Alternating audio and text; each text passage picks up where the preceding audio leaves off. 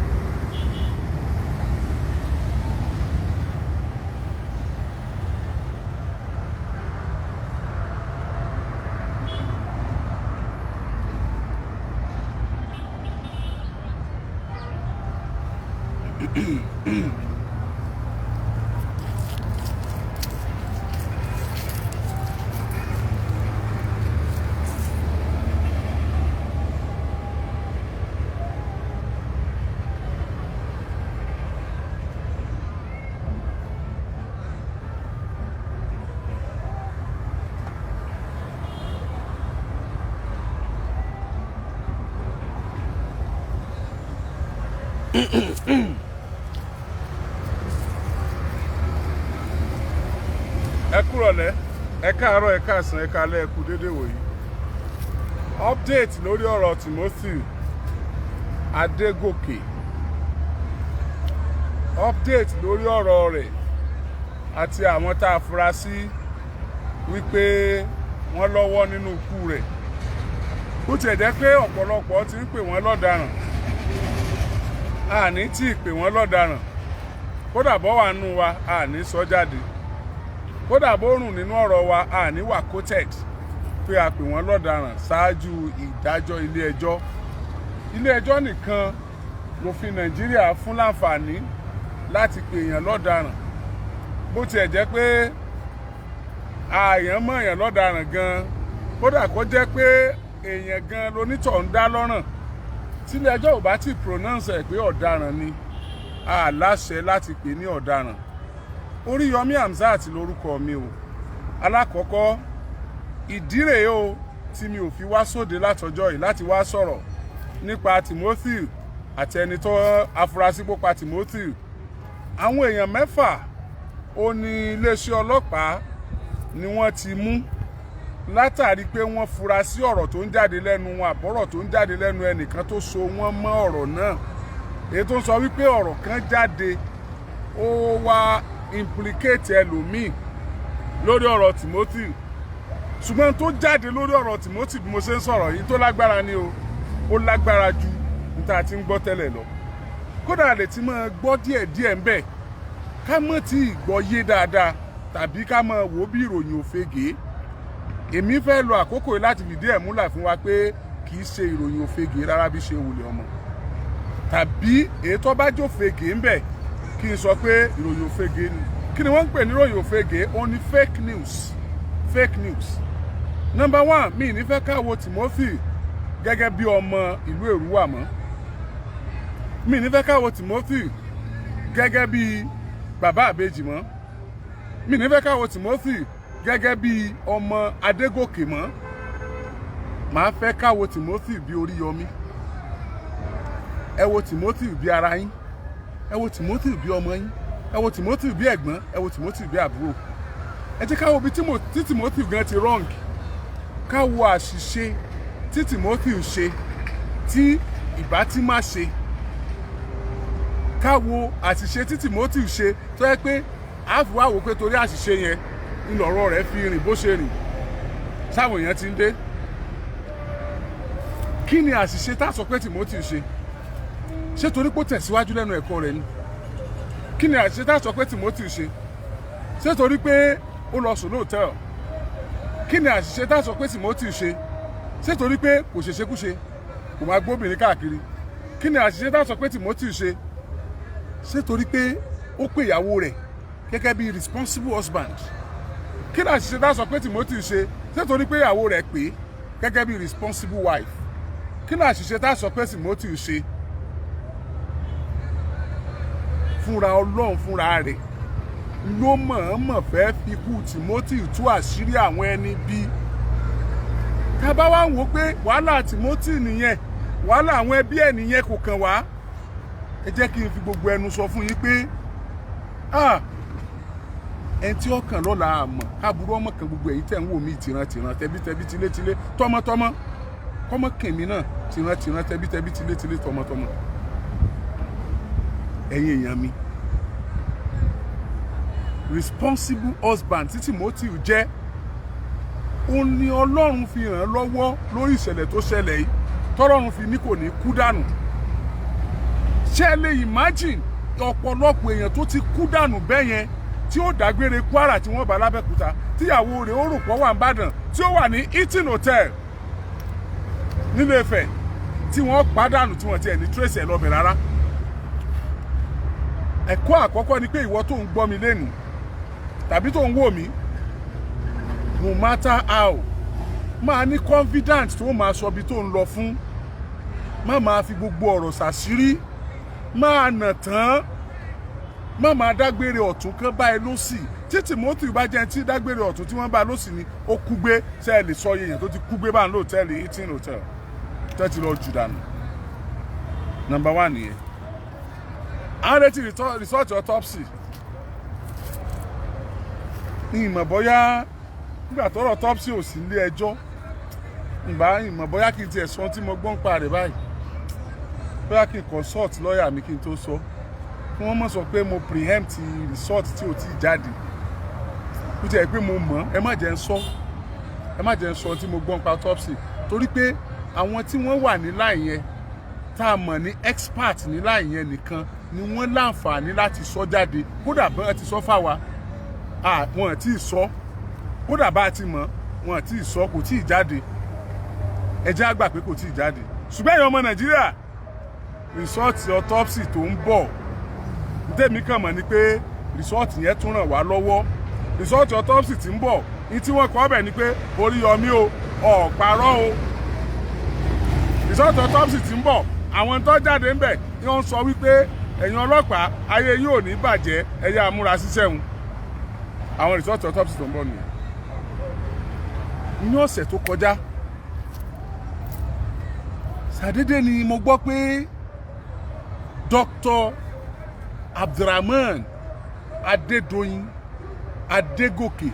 ó wó lulẹ̀ lógèdèǹgbé ní police station tó wà ní, wọ́n ti gbé kúrò ní anti-kidnapping, wọ́n ti gbé lọ sí CID, wọ́n ti gbé lọ bẹ̀, wọ́n ti gbé lọ sí CID unit. Ṣàdédé ló ń ré lulẹ̀ lógèdèǹgbé, ó ń díbọ́n ni o, wọ́n jọ mọ́ ni o, ọmọ ni o, wọ́n fẹ́ lọ sinmi ni o, ó rí bẹ́ẹ̀ ni o, ara rẹ̀ ọ̀yá ni o, ọ̀rá àlàáfíà ni o, wọ́n act fíìmù ni o, kò act fíìmù ni o, tọ́ Ọlọ́run ló mọ̀. Ṣùgbọ́n ó ré lulẹ̀ lógèdèǹgbé, wọ́n dẹ̀ rush ẹ̀ lọ sí hospital. Ìgbà tí wọ́n gbé dé hospital, wọ́n tọ́jú ẹ̀ fún bí odidi ọjọ́ kan sọ́jọ́ kejì, wọ́n gbé kúrò lọ hospital yẹn. Wọ́n gbé padà wá sí police clinic tó wà ní Òṣogbo. Police clinic yìí, ibẹ̀ ni wọ́n gbé sí, tí wọ́n tún ti ń tọ́jú ẹ̀ wẹ́rẹ́wẹ́rẹ́, tọ́lọ́pàá dúró tì ń bẹ̀. Kí ló wá ṣẹlẹ̀ ní police clinic?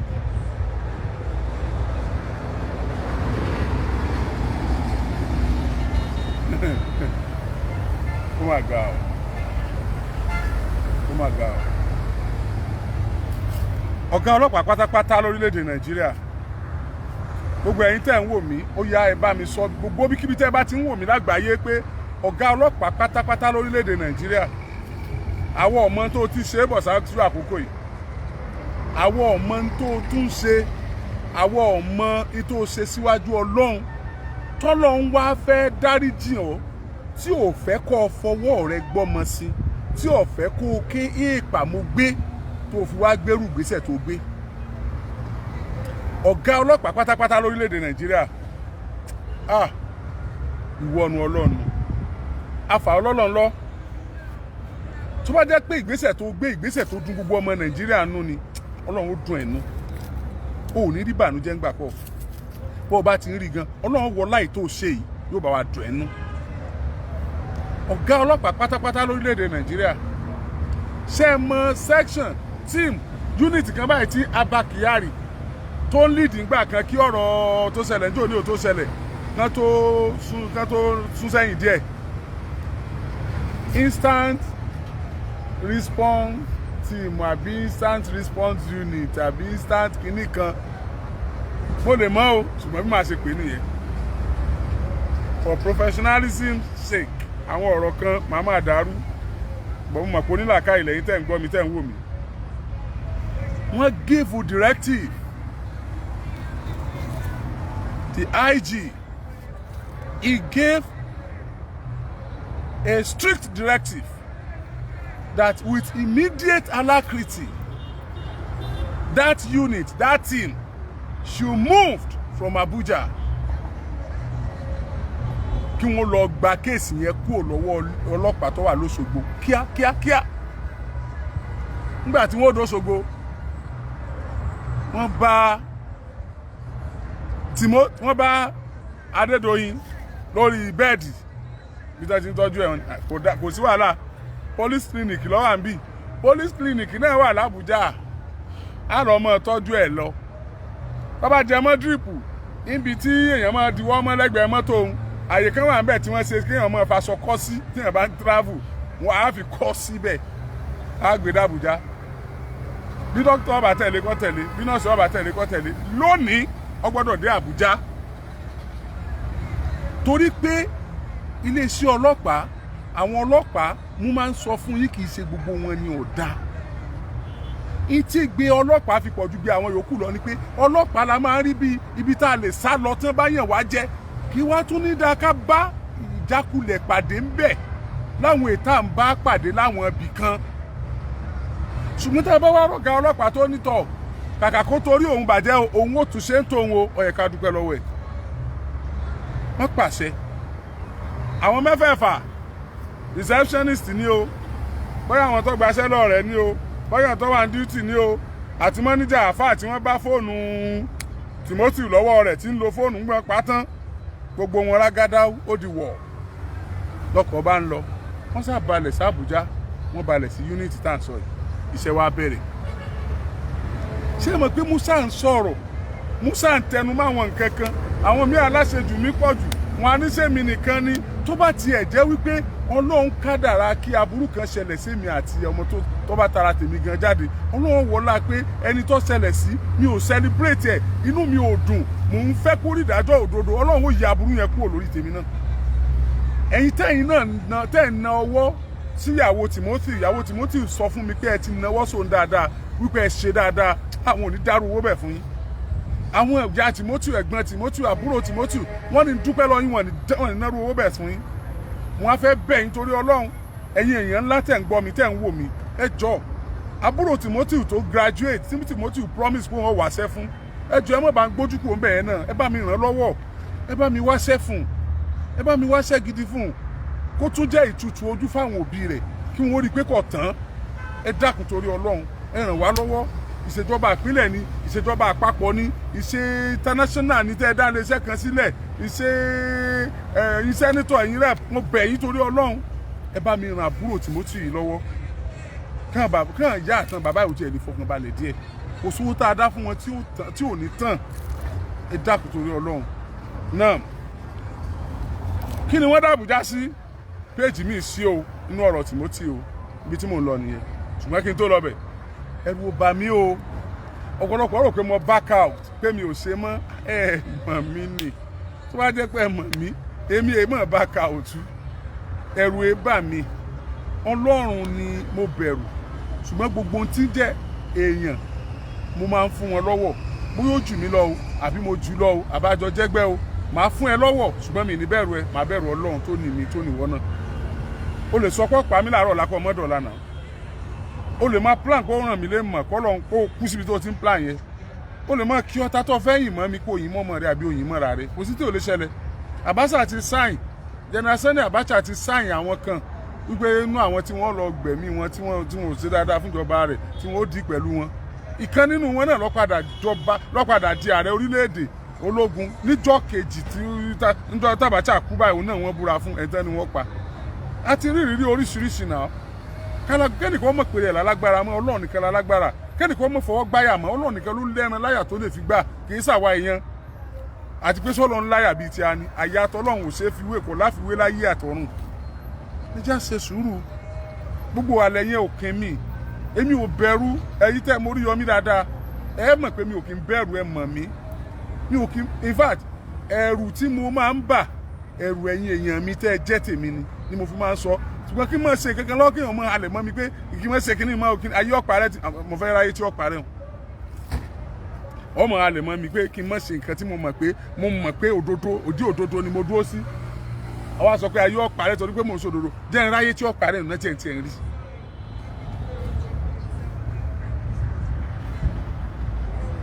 èmi kì yóò kú kíkú kankan bí kò ṣe yíyẹ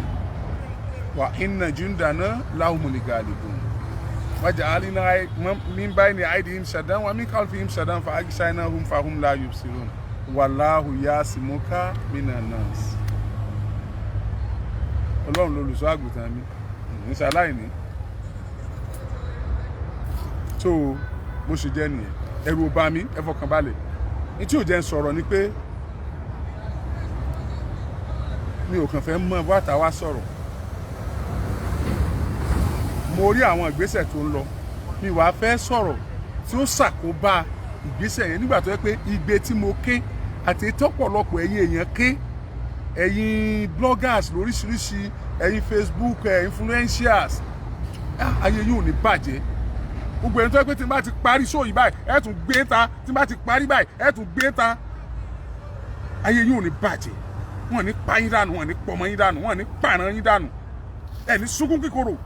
gbogbo ẹ̀yin tẹ́ ń wò náà tẹ́ ń share rẹ̀ àtẹ̀yin tẹ́ ń wò mí lọ́wọ́ báyìí tẹ́ ń share rẹ̀ ẹ ní sunkún kíkorò bí kankan bá ti ń pa yín lẹ́kún tẹ́lẹ̀ Ọlọ́run ó sì sọ dídùnnú bí kankan bá ń bà yín lẹ́rù tí ń já yín láyà Ọlọ́run ó sì fi tutù ọkàn yín yóò wọlá pé ẹ ń ṣe dáadáa torí bẹ́ẹ̀ ṣe ń ṣe àyè náà bẹ́ẹ̀ ṣe ń ṣe àyè náà lẹ́ ń ran àwọn ẹbí tíṣẹ̀lẹ̀ ìṣẹ̀lẹ̀ sí lọ́wọ́ àní bò ni ò ṣe ní tẹ̀síwájú bó o lò pé ó ṣe dé bá bó o lò pé ó ṣe dé bá bó o lò pé ó ṣe dé bá bó o láṣẹ yé yanra wa jẹ bó o yá láṣẹ ní para wa jayé mọ́ bó o làlàáfíà ó ṣe wà ìgbà kan téèyàn bá fẹ́ travel Nàìjíríà yóò prefer kó travel lóru ju kó travel lọ́sàn-án lọ gbogbo ọmọ tutù ní táyà ó enjoy engine ó enjoy yóò ra mọ́ ẹ lọ ní dùdùdùdù ta ló lè travel ọ̀sán gan ní ìsìnkú ẹ̀rù ń báyàn ká tó sọ̀rọ̀ òru kódà kọ́rọ̀ Timothy tó ṣẹlẹ̀ ni mo ti ní máa ṣe special program fáwọn èèyàn mi àwọn tó wà lábúrò tán bá fẹ́ wálé fọ́dún bí ẹ dákun o don't just pick a bike don't just pick a cab àwọn kan ti set fún December nípa àwọn èèyàn kan bọ̀ wá sọdún December mo sọ fún ẹ tó o bá lábúrò ẹ tó trust tí ó wà gbé ẹ tó o lẹ́gbẹ̀ẹ́ tó trust tí ó wà gbé ẹ tó jẹ́ pé ọ̀rẹ́ rẹ gan o trust ẹ tí ó wà gbé ẹ tí o bá trust ẹ tí ó wà gbé ẹ don't just pick a cab jọ̀ọ́ torí Ọlọ́run tó o bá ní gbogbo àwọn yẹn pè mí I can arrange for you I can arrange security for you tó fi lọ Ọlọ́run nìkan lọ́ba tó láàbò lọ́dọ̀ òun nìkan ní security o I can do this thing for you mo inú mi ń bàjẹ́ bẹ́ẹ̀ tí ń ròyìn wa àwa tá a wà ń bí inú mi ń bàjẹ́ kò dùn mọ́ mi tẹ́ ń go through láti wá bí tẹ́ ẹ bá wá bí ó yẹ kẹ́ ẹ wá sinmi bí ni ó yẹ kẹ́ ẹ wá relax bí ni ó yẹ kẹ́ ẹ wá refresh bí ni kẹ́ ẹ tún gba tẹ́gùn gidi sára ẹ wo gbogbo ibi tá a dúró sí ó yẹ kí o ti máa ṣe fàájì ni kí ẹ máa refresh ara ẹ bá a ṣó ẹ fún ẹ kí wọ́n rí irú bẹ̀ ẹ wò ó yẹ kí ẹ máa gbádùn bẹ́ẹ̀ kí ẹ refresh ara ẹ kó jókòó kó gbatẹ́gùn sára kí ti ara gbó kó fẹ́ sí la kí òun náà oxygen carbon dioxide tó bá jáde látara igi gbó wọ́n fà á sí kó gba gbogbo ẹ̀ sára kí wọ́n náà tó dá tiẹ̀ padà kó lálàáfíà ṣùgbọ́n ta ni ó wà á èèyàn jókòó nù yàrá ẹ̀gán ẹ̀rù ń bà á let alone of sitting outside ta ni ó jókòó tí ó kó ń wá láàfíà kan lábẹ́ igi kan náà ṣe wà ní wálé ni ṣe ní wálé ni ṣe wà ní wálé mọ́ ni ìyá ẹlòmíì ti dàgbà ìyá rẹ̀ ń dàgbà lọ ó fẹ́ fojú kan ìyá rẹ̀ kó tó jáde láyé ó fẹ́ kí ìyá rẹ̀ tọ́ọ̀tì òun ó fẹ́ wá gba blessing ẹ̀jọ̀ wá gba blessing bàbá ẹlòmíì ti dàgbà ó fẹ́ wá gba blessing ẹ̀jọ̀ wá gba blessing ẹlòmíì wà ń bẹ̀ yẹn ọ̀rọ̀ ọmọ rẹ̀ mú wọbẹ̀ ó sì fẹ́ wá rọ́mọ rẹ̀ ẹ̀jọ̀ wá rí to how far how long are we continue to be living in this unsafe environment. ọlọ́pàá ìyẹn kọ́ lọ́lọ́pàá ni ibà sọ wọn ló yà wá lọ́tọ̀ ìyẹn làwọn náà ara kan náà lájọ ní ṣé bẹ́ẹ̀ gbọ́n wa àbúrò wa bàbá wa làwọn tó wà ń bẹ̀ àwọn tá a jọ kàwé wà ń bẹ̀ àwọn sáńsì náà wà ń bẹ̀ ẹ̀ tán tó kàwé lẹ́yìn wa náà wà ń bẹ̀. But they choose that job does not mean they have one extraordinary power somewhere. So àwa gan tá a bá túnra wa ṣe kò sí táwọn ọlọ́pàá ẹ̀fẹ̀ ṣe tá a bá túnra wa ṣe ṣùgbọ́n ẹni bí pọ̀ nú wọn I must confess ẹni bí pọ̀ nú wọn bí mo ṣe ń ṣe show yìí nísìnyí wọ́n wà ní ọlọ́pàá tí ń ṣépè lọ́wọ́ tínú ń bí kí ni bí ọnu tó fẹ́ bínú kú ni gbà tí ìpín ẹni ò bínú kú tó bá tiẹ̀ bínú kú tí ọmọ pé tó bá tún bínú sí mi báwo fẹ́ bínú kú ni kí ló pé mo ṣe fún wọn náà torí pé wọ́n pààyàn àní kí wọ́n ṣèwádìí kí wọ́n mọ̀ pàgbé inú wa ń bí ọ gbà tó tí èsì pọ̀ fẹ́ wọ́n pọ̀ ọmọ tiẹ̀ náà lápàgbé ẹ̀ tó bá fẹ́ wọ́n pọ̀ ọmọ òun lápàgbé ni ó pè kẹ́ pọ̀ ọmọ èèyàn kan lápàgbé náà tó bá fẹ́ wọ́n pọ̀ ọmọ òun ni ó pè wọ́n pọ̀ ọmọ èèyàn kan ẹ̀ tí ò bá fẹ́ wọ́n pọ̀ ọmọ òun tó bá pọ̀ ọmọ ọlọ́mọ yóò mọ dùn náà ní náà look at that guy look at him the guy ó jí Timothy ó jí poverty let me tell you Timothy jí ìgbà tí Timothy jí ní jíǹde ayé rẹ̀ ó rí poverty báyìí he saw poverty ó wò dílé bàbá ó rí poverty ó wò dílé ìyá ó rí poverty ó wá rí i pé this poverty is too thick he now decided to fight it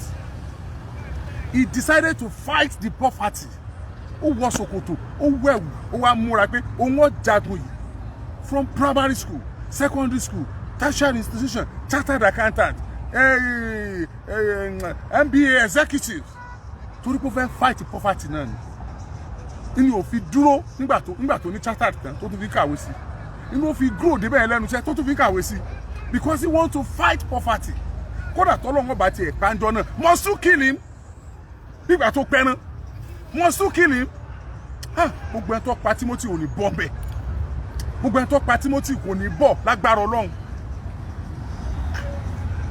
oh God bọ̀bọ̀ yẹn ò rest till now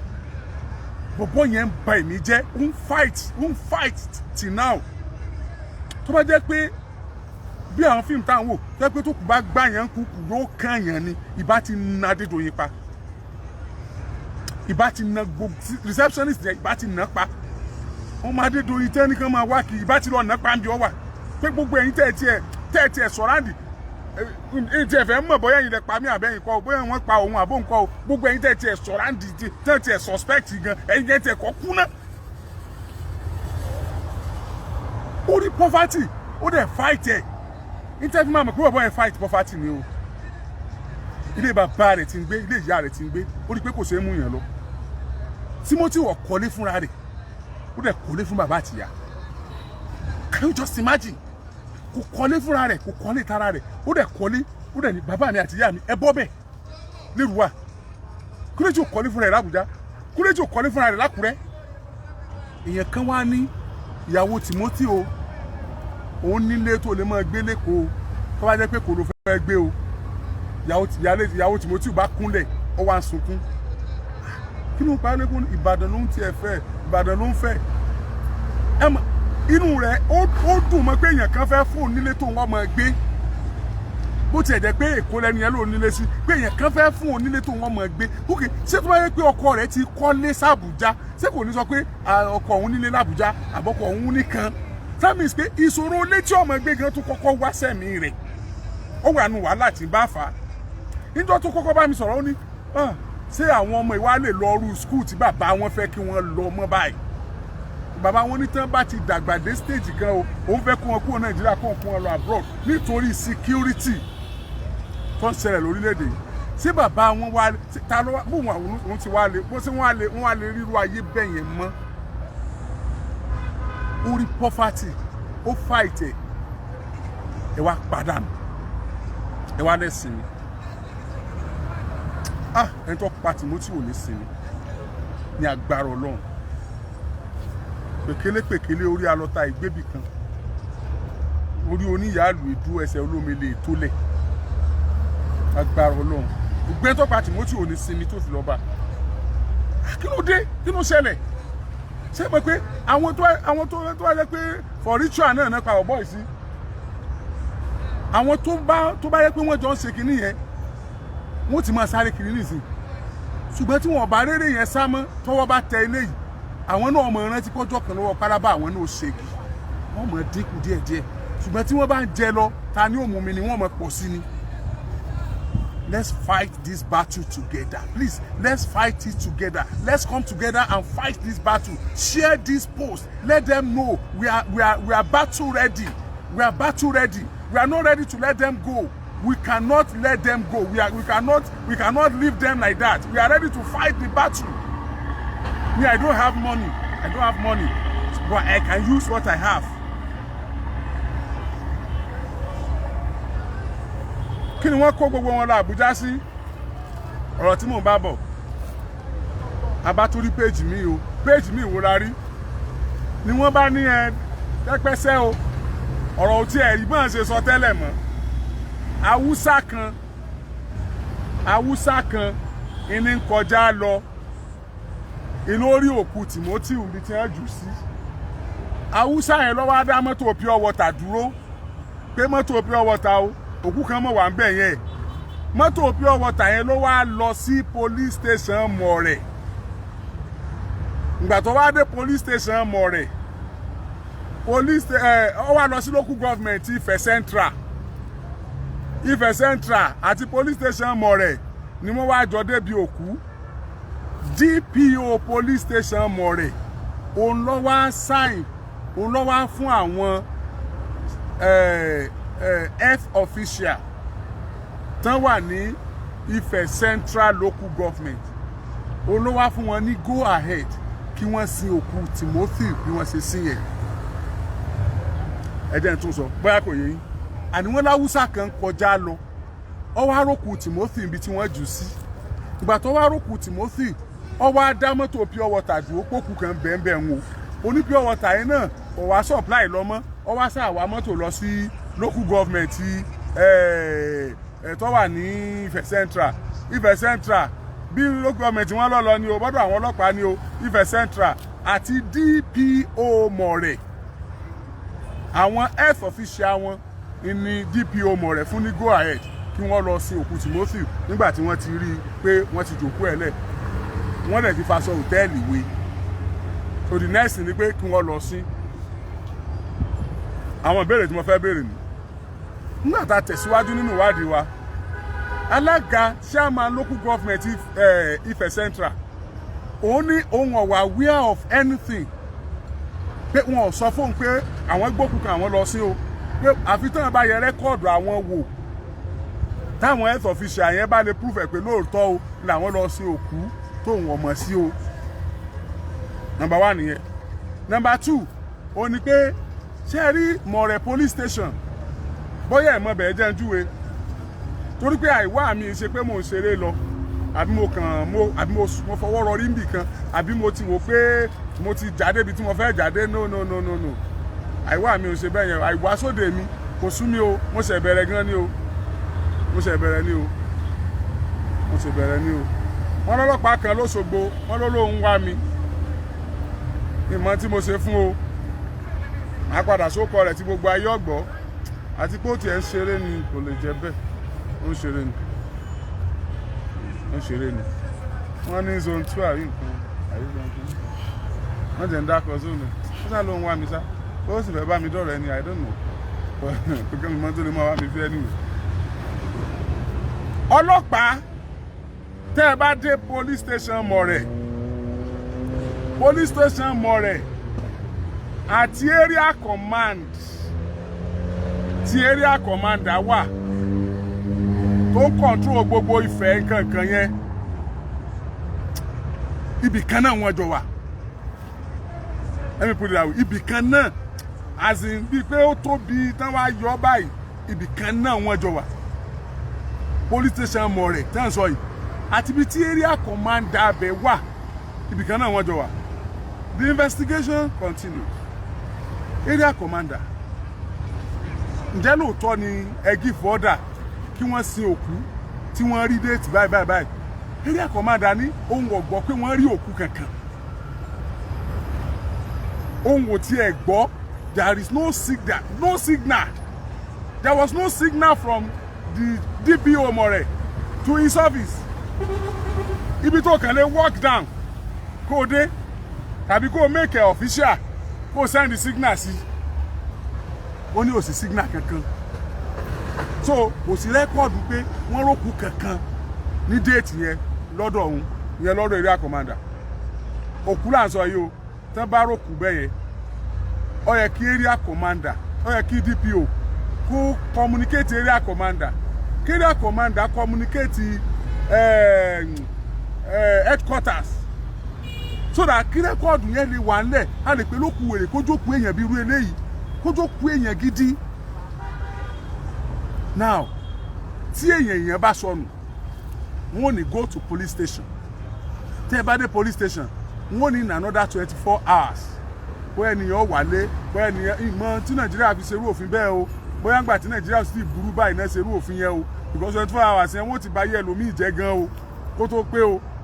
but bóyá bíjọba ṣe ń gbọ́ bóyá wọ́n lè bá wa tún ṣe because police will not respond to you, they will not follow you, they will not carry out any investigation until it is up to 24 hours téèyàn rẹ ti miss. That's Nigeria, òfin Nigeria ni o kì í ṣe pọ́lọ́pàá ló mú lọ́wọ́ ara wọn o. Now àwọn náà wọ́n sì mọ tí wọ́n rí tí wọ́n fi ṣe ń gbà náà gẹ́gẹ́ bí tí mò ń sọ lọ ọ̀dọ̀ ọlọ́pàá láàlọ́ kí ló tà fi máa lọ ọ̀dọ̀ ọlọ́pàá ni pé irú àwọn òkú báyìí tí wọ́n bá rí ọlọ́pàá ó gbé wọ́n á gbé sí mọ́ṣúárì wọ́n á máa retí àwọn èèyàn rẹ̀ ọlọ́pàá ó give order fún àwọn ẹ̀kẹ́ gbé sí mọ́ṣúárì wọ́n á máa retí àwọn èèyàn ẹni yẹn ìgbà tí èèyàn ẹni yẹn bá wá nítorí pé nígbà tí wọ́n bá wá ń wá òkú pé àwọn àmọ́ pé àṣekọ̀jọ àwọn dẹ̀rọ òkú kan bí báyìí o wọ́n wá lọ wò ó sọ́nkù tí wọ́n ń wá nìyí. So ìdí nìyí tí ẹ̀gbọ́n Gbadé àtàwọn èèyàn rẹ̀ tó kù nígbà tí wọ́n mọ̀ wá Gbadé ẹ̀gbọ́n Timothy àtàwọn èèyàn rẹ̀ tó kù nígbà wọ́n mọ̀ wá Timothy káàkiri police station náà wọ́n wá Timothy lọ wọ́n sì dé police station tó wà ní Moro police station tí ó jìnnà síbi tó hòtẹ́ẹ̀lì wà. Ṣé ẹ gbàgbé pé àwọn ọlọ́pàá yìí náà kọ́kọ́ ràn wá lọ́wọ́ níbi ìwádìí àwọn anti-kidnapping àwọn náà ràn wá lọ́wọ́ tá a fi rí àkáǹtì Timothy tá a fi mọ àwọn tó sẹ́ndì owó sí àwọn náà ni wọ́n tẹ̀lé wa dé Hilton hotel tá a fi arrest àwọn tá a kọ́kọ́ arrest àti gbogbo àwọn tá a arrest ń bẹ̀. So tírú àwọn ọlọ́pàá anti-kidnapping ìbá ti gbọ́ pé ọlọ́pàá kan ó rí òkú kan tó bá ti fún wọn ní signal ṣé ẹ mọ̀ pé bẹ́ẹ̀ yẹn ni wọ́n kọ́kọ́ lọ tí wọ́n fi ń dààmú káàkiri. Mo ń sọ ní o pé ká lọ́lọ́pàá yẹn gbọ́ o àwọn ìbéèrè tẹ́ mọ̀ bí wọ́n nìyẹn o. Now wọ́n wá nígbà tí wọ́n rókù Timothy wọ́n mọ̀ raṣọ hòtẹ́ẹ̀lì lára rẹ̀ wọ́n raṣọ dúfè lára rẹ̀ wọ́n rí dúfè lára rẹ̀ o bí dúfè rẹ̀ ti ẹ̀ ń pè tí wọ́n kọ Hilton hotel ọ̀nà sàbí nǹkan àbí resort ni wọ́n sàkọ Hilton hotel ó sá wà lára aṣọ tí wọ́n fi wé Timothy as a police officer tí ò ní nǹkan kan pẹ̀lú ẹ tó ní hotel yẹn tí ò gba nǹkan kan tí kì í ṣe wípé iṣẹ́ ẹni tó ní hotel yẹn ló wá ṣe as a police officer you have to investigate òkúta ẹ̀rí yẹn láti investigate ẹ̀ ẹ máa investigate ẹ̀ and Ọlọ́run ti mú wọn investigation yẹn yá nítorí pé aṣọ tó wà lára òkú yẹn tán fi wé aṣọ hòtẹ́ẹ̀lì ni trace the man back to the hotel. Person that's hotel ẹgbẹ́ lọ sí mortuary. We have to investigate this. Provided tẹ́yìn ọba máa dé doyin rí. Tó jẹ́ pé ṣẹ́ gidi iṣẹ́ aráàlú ló wá ṣe lóòótọ́. Ẹ̀yin ọlọ́pàá ayé yín ò ní bàjẹ́ o. Afẹ́kẹ́ bá wo bẹ̀yẹn. Pẹ̀lú aṣọ hòtẹ́ẹ̀lì yẹn náà lẹ́sìn ní wọ́n sí. Aṣọ hòtẹ́ẹ̀lì dáṣọ ọkú rẹ̀. Ọjà sọ tí àwọn ẹbí ẹ̀ rà láti fi sí. Pẹ̀lú máàkì táwa rí nítan rẹ̀ tá a rẹ́jẹ̀ nítan rẹ̀ náà lẹ́sìn ní wọ́n sí. Ṣé ẹ lọ fọwọ́ rọrí kú ni? Àbẹ́ sọ pé wèrè kan ti ń lọ lọkọ̀ gbá. Lọkọ̀ tó gbá títí wá gbé jù bẹ́ẹ̀. Àbẹ́mi náà ni ọjọ́ wa lójúdé lẹ́fù yẹn. Ẹṣin ajá yẹn ti kú nìyẹn ẹṣin. Bí ẹ bá sin ajá bẹ́ẹ̀ gan Ògún lè bínú. Ká tó wá sọ èèyàn ẹlẹ́ran ara. Ẹṣin ẹ̀bùn mọ́lẹ̀ ẹ̀dẹ̀ lọ. Pẹ̀lú aṣọ hòtẹ́ẹ̀lì tó wà ń bẹ̀. Ẹ sà ìbéèrè yẹn ń fẹ́ ánsà. Ẹ rí pé mi ò direct ẹ̀ sóṣogbo mọ́ báyìí. Mo ti ń direct ẹ̀ sí ibì kan tó lágbára. Ìwà tó sọ̀rọ̀ àwọn náà. Àwọn tí wọ́n kó lóṣogbo wà lọ́dọ̀ wọn l'Ábùjá. Ìlú sọ̀rọ̀ wọn kí n tó kò lórí ètò lónìí. Wọ́n wá lọ sí bẹ́yẹn. Ó dẹ̀ tán náà nìyẹn. Ẹ ti wá gbàgbé ni wípé nígbà tí ẹ̀gbọ́n Timothy tó dé ọ̀dọ̀ Commissioner of Police l'Ọ̀ṣun State, Commissioner of Police fúnra rẹ̀ òun ló kọjú sí àwọn receptionist yẹn àti manager àfáà yẹn wípé níbo lẹ dá gbogbo ẹrù Timothy sí, níbo ni luggage ẹ̀ wà. Nígbà tẹ́ pa bẹ́ẹ̀ yẹn àfáà yẹn wá sọ̀rọ̀, ó ní ibi táwọn sin sí náà làwọn dá gbogbo kinní yẹn sí. Ibi táwọn sin sí náà làwọn dá gbogbo ẹrù ẹ̀ sí. Look at that. Ibi tẹ́ ẹ sin sí náà lẹ dá gbogbo ẹrù ẹ̀ sí. Ìní wọ́n sì tó ti sọ pé Ifẹ̀ Central local government Ifẹ̀ Central ló sún yìí o. Níta ẹ̀ sì sọ táwa gbọ́ ń gbà tọ́rọ̀ ìbẹ̀rẹ̀ ni pé ibi tẹ́yìn sin sí àáfàá tó wà lọ hòtẹ́ẹ̀lì pé ibi tẹ́ ẹ sin sí iná lẹ dá gbogbo ẹrù ẹ̀ sí. Now another story tí wọ́n sọ ní ìsìn pé àwọn health official Ifẹ̀ Central ló sí. Ẹ dá gbogbo ẹrù ẹ̀ bẹ́ẹ̀ fóònù sì wà lọ́wọ́ yín. Ẹ dá gbogbo ẹrù ẹ̀ bẹ́ẹ̀ wọ́n wú jáde báyìí àrí briefcase àrí laptop ẹ̀ dì sí àrí gbogbo àwọn ẹrù ẹ̀ nígbà ẹ̀ta àti ẹ̀rẹ́ mi ẹ̀ mọ̀ èyí tẹ́ lè mẹ́mi ẹ̀ kí lẹ̀ lè mú kí lẹ̀ lè ṣe. Ṣé ẹ ti rí contradiction? Àwọn tí wọ́n kọ́kọ́ mú wọ́n níbi táwọn sí àwọn àfáà tán wà lóòótọ́ yẹn àfáà sorry kò yẹ kí n pè láàfáà mọ́ máa tán pè láàfáà tó wà lóòótọ́ yẹn àti àwọn receptionist yẹn wọ́n níbi táwọn sí làwọn dá gbogbo ẹrù ẹ̀ sí. Níjọ́ tó kọjọ́ tí Commissioner of Police Ọ̀ṣun State ló bi léèrè ọ́fíìsì wọn ló ti sọ bẹ́ẹ̀. Now wọ́n tún wá sọ pé Ifẹ̀ Central local government health official ló sí. Àti ìwà gbọ́rọ̀ lẹ́nu àwọn health official Ifẹ̀ Central local government yẹn ti now. Àdẹ̀ tí ìmọ̀dí tí DPO Mọ̀rẹ̀ tí ò fi ìfọ́ọ̀mù ọlọ́pàá kankan tí wọ́n fi dókòó ẹni ẹlẹ́ni sí pẹ̀lú aṣọ hòtẹ́ẹ̀lì aṣọ ìbora hòtẹ́ẹ̀lì tí wọ́n bá lára rẹ̀. Ṣé rí pé àwọn ọ̀rọ̀ yìí fẹ́ béèrè pé kí wọ́n dá wa lóhùn. Àwọn ọ̀rọ̀ yìí ò ṣeé dákẹ́ sí. Kò ṣeé dákẹ́ sí àfi ká béèrè. Ṣé rí pé kò yẹ ká kàn wò lásán àfi ká share rẹ̀. Ṣé rí pé kò yẹ ká gbójú àfi ká follow up títí tí result ó fi yọ. Kí ló wá ń ṣẹlẹ̀ l'Ábùjá? Lẹ́ẹ̀kan sí ọkùnrin tó head tíìmù yẹn instant response team àbí nǹkan ní police headquarters àlàyé yìí ò ní bàjẹ́. Ìta rí l'Ábùjá báyìí ó sì fi wá lọ́kàn balẹ̀ o. Ẹ̀yin tẹ́ ń wò wá ìta wà rí l'Ábùjá báyìí ó sì ń dùn wá nú. Ẹ ṣé gan-an. Kudos to you. Well done job. Ẹ kú àkínṣe. Investigation yẹn la fẹ́. Bẹ́ẹ̀ ṣe ń ṣe yẹn dùn mọ́ wa. Ẹ ní jábọ̀ ẹ ní ṣubú. Àṣìtá àbùn ní báyìí. Gbogbo ẹ̀yin ọlọ́pàá tẹ́ ẹ dúró nídìí kọ́rọ̀ yọ yanjú.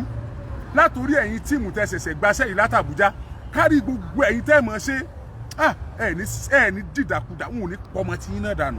wọn ò ní pẹ̀yìn náà pakúpa wọn ò ní payín pa ẹ̀sìn kúndúró ò ní lù fún yín tó ní agbára Ọlọ́run. Oh God, ẹ ní fara kásá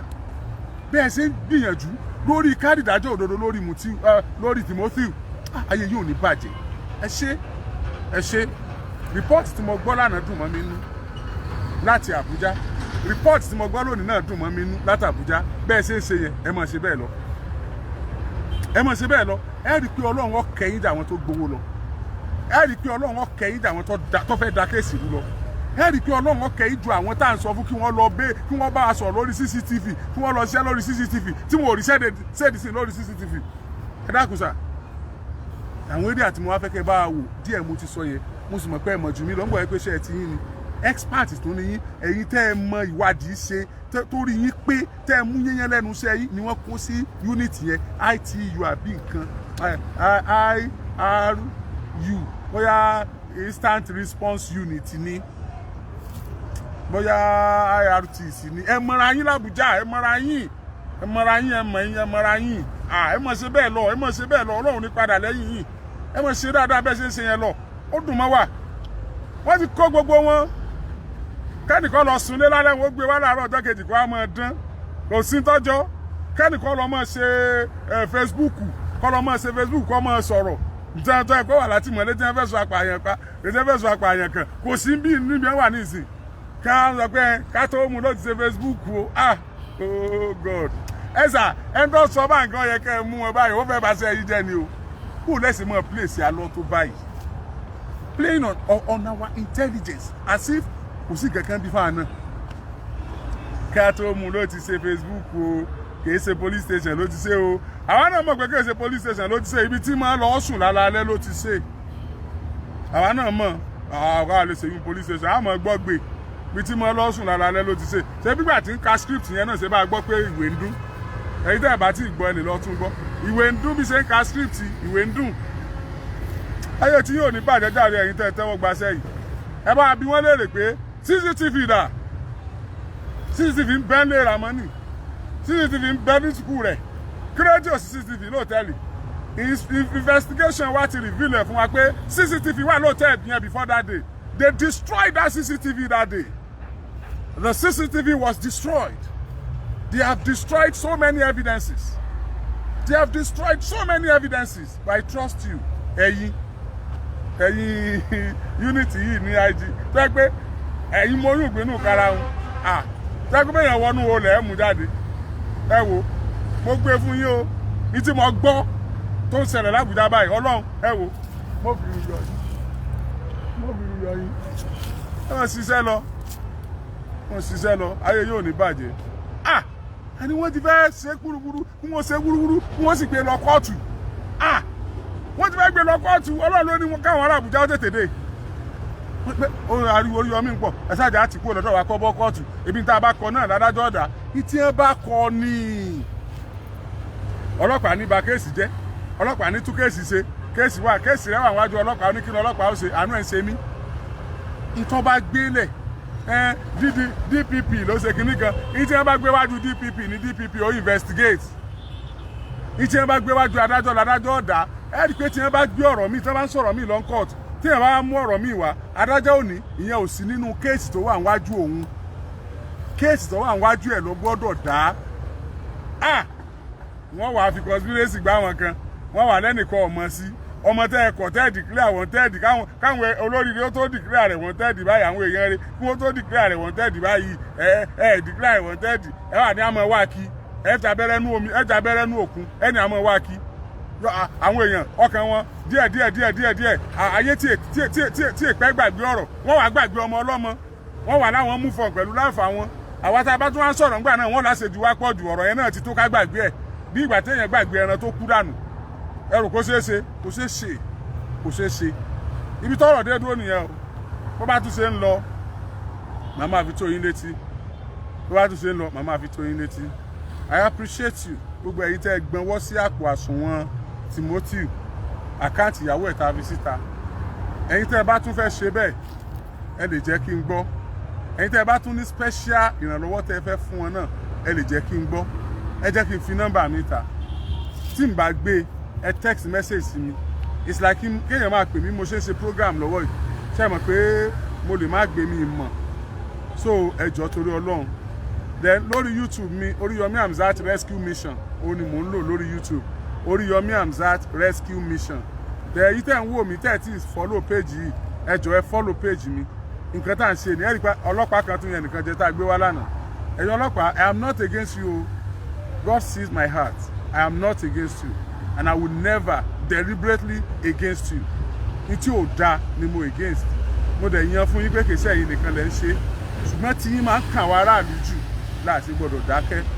so ẹ̀yin náà ìwọ́dún tó ṣẹlẹ̀ lánàá yẹn torí pé ojú ọlọ́pàá tó maltreat woman yẹn mo dẹ̀ rò pé àwọn force gan wọ́n ní wọn gbọ́dọ̀ mọ ìyàwó wọn anyhow wọn gbọ́dọ̀ mọ ṣe anyhow I wonder nígbà tí irú yẹn wà lẹ́nu iṣẹ́ ọlọ́pàá tó ń ṣe bẹ́ẹ̀ ó dẹ̀ ń ṣiṣẹ́ níbi iléeṣẹ́ ọlọ́pàá tí èsì kékeré bíráǹkì tiẹ̀ jẹ́ kékeré tó jẹ́ sájẹ́ǹtì àwọn ọ̀gá ọlọ́pàá wọ́n kún bẹ̀ yẹn náà wọ́n kún bẹ̀ yẹn commissioner of police state yóò bow down fún irú ẹni yẹn tán ẹni tó bá dé lórí wọn bẹ̀ yẹn ni sọ́wọ́n ló ayẹ kọ́ mọ̀ ṣe dáadáa iṣẹ́ àpọ́nlé ló yẹ kó jẹ́ so ẹ ṣé gan mo dúpẹ́ o gbogbo ẹ̀yin tẹ́ ń wò mí ẹ follow mi lórí page yìí ẹ follow mi oriyomihamzat.com ní page tẹ́ ti ń wò mí ẹ follow ẹ up ẹ like ẹ wò lórí YouTube mi Oríyọmí Hamzat Rescue Mission ní tí mò ń ṣe náà ní tí mo wáyé wá ṣe nìyí Oríyọmí Hamzat Rescue Mission ọ̀pọ̀lọpọ̀ ń pè mí ní Facebook ní YouTube Oríyọmí Hamzat Rescue Mission ẹ follow ẹ subscribe sí ẹ jọ̀ọ́ ẹ subscribe sí ẹ máa rọ àwọn show mi oríṣiríṣi ń bẹ dẹ ọ̀pọ̀lọpọ̀ ń pè mí àwọn find it difficult láti send owó sí àkáǹtì ìyàwó Timothy sáwọn lè send ẹ̀ sí mi mo fọlọ́run bẹ̀ yẹn má send ẹ̀ sí mi o ẹ jọ̀ọ́ ẹ má send ẹ̀ sí mi àkáǹtì ẹ̀yẹn gangan ni ẹ máa send ẹ̀ sí ẹ̀yin tẹ́ ẹ bá dẹ̀ fẹ́ bá sọ̀rọ̀ tẹ́ ní the phone number I can give you a number tẹ́ bá pè mí tí mi ò gbé mo tún ti ń ṣiṣẹ́ kan lọ́wọ́ nìyẹn ṣe mọ̀ mo ti ń ṣe nǹkan mi lọ́wọ́ irú iṣẹ́ tí mo ṣe ṣòro rán yàn ó ṣòro rán yàn kọ́lọ́n kó ṣàánú wa ó ṣòro rán yàn mo tún ti ń ṣe nǹkan mi lọ́wọ́ nìyẹn tẹ́ bá pè mí tí mi ò gbé ẹ WhatsApp mi tàbí kẹ́ text message mi lórí nọ́mbà yìí 081 86 87 73 62 73 62 ẹ ṣé gan ni o ẹ bá mi share rẹ̀ ẹ tún polongo ẹ̀ káyé ọgbọ́n bí tọ́rọ̀ dé dúró kán lè rí páàsì mi bẹ́ẹ̀ láàtẹ̀tì lórí ọ̀rọ̀ Timothy ọpẹ́ pàtàkì lọ́wọ́ Senator Mohammed Kọ́lá Balógun wọ́n ti lọ kí ìyàwó Timothy wọ́n fún wọn lówó wọ́n dẹ̀ tún ṣàdéhùn tó lágbára náà fún wọn náà kódà lórí àwọn ọmọ rẹ̀ léè tó tún lágbára kọ́lọ̀ kó ràn wọ́n lọ́wọ́ kó jẹ́ kán rí ṣe so bó ṣe jẹ́ nìyẹn o Oríyọmí Hamzat lórúkọ mi igbá ni wọ́n pa wọn kì í pàwọ́ òdodo la dúró lé lórí àní ṣe nǹkan kan àyàfi òdodo èèyàn ògùn ò lè gbéṣẹ́ fún mi pé bá ń bú ẹni àbí bá ń bẹ ẹni ló kọjá mi ìmọ̀ ṣe I will just say it the way it is ní tí mo bá rí ni màá sọ ní tí mo bá rí ni màá sọ ọ̀pọ̀lọpọ̀ mẹ́jọ wádọ̀ wa ó ń jẹ̀bi tẹ́ǹtọ́ wá fẹjọ́ ẹ̀sùn ń jàre ọ̀dọ̀ mi ò ń ṣe police station lóòótọ́ ṣùgbọ́n Ọlọ́run kàn gbé ọ̀dọ̀ wa kalẹ̀ pé tán bá sunkún débẹ̀ pọ̀ ni. téèyàn bá dọ́dọ̀ wa tó bá béèrè dágbára wa ká àáfún dágbára wa bá ká àáfún bàbá wa ní tá a sì mọ̀ pé ṣòro rẹ̀ nídìí urgent na. ẹ jẹ́ ká sign up àwọn tó ń kọ̀ yẹn wọ̀n jà gbádùn sóò yìí mọ́ ó ti lọ àwọn tó ń kọ̀ yẹn wọ̀n jà gbádùn sóò yìí mọ́ ẹ jẹ́ ká sign up so ètò àbá lágbára la máa ń gbé wá sórí Facebook tẹ máa ń ràn wá lọ́wọ́ lórí ẹ̀ lọ́wọ́lọ́wọ́ báyìí a ṣe nǹkan. bọ́ọ̀lù ń fà bọ́ọ̀lù yẹn ti tọ́ lọ́wọ́lọ́wọ́ báyìí ọ̀rọ̀ Timothy kò là ń ṣe àtàwọn ẹbí rẹ̀ lẹ́ẹ̀kan sí kí n tó máa lọ àbúrò Timothy tó